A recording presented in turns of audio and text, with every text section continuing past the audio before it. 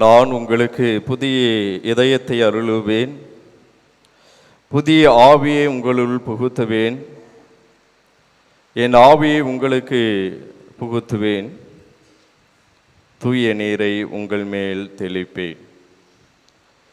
இயேசுவில் பிரியமான சகோதர சகோதரிகளே, இன்றைய முதல் வாசகத்தில் நாம் வாசிக்க கேட்ட அற்புதமான இறை வார்த்தை. பெரும்பாலும் பள்ளியில் முன்பெல்லாம் மாணவர்களுக்கு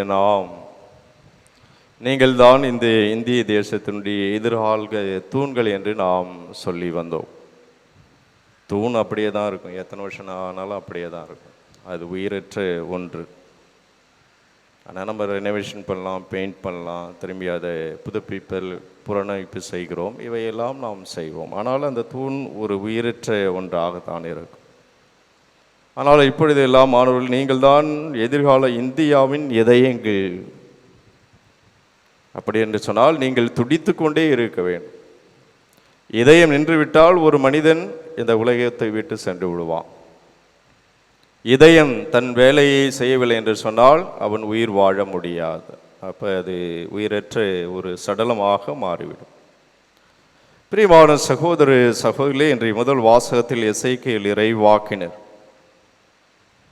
இந்த எரேமியா இறைவாக்கினர், எசேக்கியேல் இறைவாக்கினர், இந்த இரண்டு இறைவாக்கினர்களும் சமகாலத்தவர்கள்.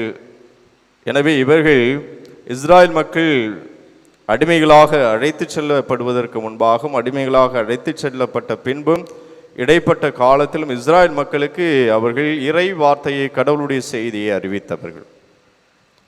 அவர் பாபிலோனுக்கு அடிமைகளாக அழைத்து செல்லப்படுவதற்கு முன்பாக சொன்னார்கள், இப்படி தான் நீங்கள் வாழணும், உங்கள் வாழ்க்கை சரியில்லை, நீங்கள் ஏற்படுத்திய அந்த உடன்படிக்கை கடவுள் உங்கள் கடவுளாக இருக்கிறார், நீங்கள் கடவுளுடைய மக்களாக இருக்கின்றீர்கள், எனவே அந்த உடன்படிக்கையின்படி நீங்கள் வாழ வேண்டும் என்று அவர்கள் சுட்டி காட்டினார்.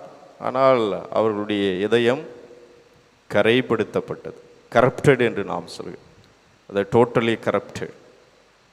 எனவே அவர்கள் முழுமையாக அந்த உடன்படிக்கையை மீறி அவர்கள் பாவ வாழ்க்கையை, தவறான வாழ்க்கையை, தவறான பாதையை வாழ்ந்தார்கள். எனவே அவர்கள் அடிமைகளாக அழைத்து செல்லப்பட்டார். மீண்டுமாக அவர்கள் அந்த அடிமைத்தன வாழ்விலிருந்து அவர்களுக்கு விடுதலையை கடவுள் கொடுத்து மீண்டுமாக அவர்கள் வாழ்வு கொடுப்பார். எனவே அவர்களுக்கு புதிய பாதையை அமைத்து கொடுப்பார். அவருடைய வாழ்க்கை அற்புதமான ஒரு வாழ்க்கை. எனவே அவர்களுக்கு அந்த நம்பிக்கையையும் அவர்களுக்கு வாழ்வையும் மீண்டுமாக அவர்களுக்கு கொடுத்தார்கள். அப்போ பாபிலோனுக்கு அழைத்து செல்லப்படுவதற்கு முன்பாக எச்சரித்தார்கள்.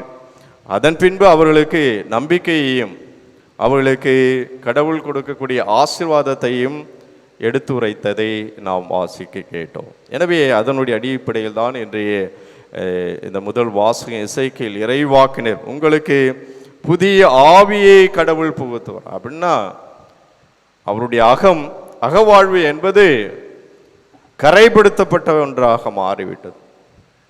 புறவாழ்வு, அகவாழ்வு. எனவே அகவாழ்வு முழுமையாக கடவுள் நினைத்திருந்தால் அவர்களுக்கு புதிய முகத்தை கொடுத்திருக்க முடியும், புதிய உடலை கொடுத்திருக்க முடியும், அது புறம்.